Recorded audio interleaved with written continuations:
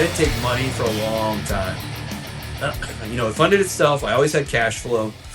Now, of course, I was learning all kind of things on the way too. I mean, there's all kind of hurdles and things you got to do to kind of keep continuing to grow. But um, yeah, I was fortunate in that it always financed itself, and that was the goal. I kind of promised my now wife, that I would never hurt the family with this, but this is something I believe I can do, and you got to trust me on this. But I think I could do this, and once we got to a point where I could maybe shave a little off the top for ourselves, it was maybe like a car payment or something like that I was able to take a month.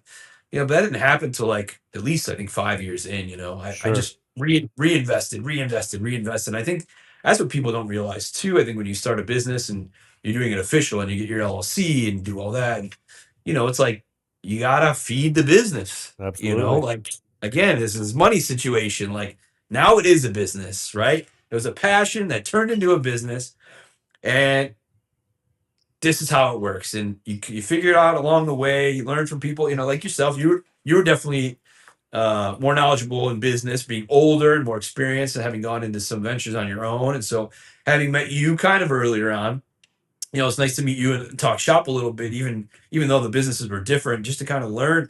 I take from whoever I could to just kind of Yeah, learn more and get that's better how and I more would do the knowledgeable. same thing. Like it really, Yeah, it's almost like it doesn't matter what the business is, because yeah, all businesses run into the same issues. So, yes, when I started the brewery, it was like there was no one to teach me how to do any of that shit. So, I had a business partner in it, and he knew, as much as I did. Oh, can you, okay, I can small batch beer, wonderful. Who can't? But running a right. business is a whole different thing. So it's like anyone that I would meet that would be running a small business, you just pick their brain on.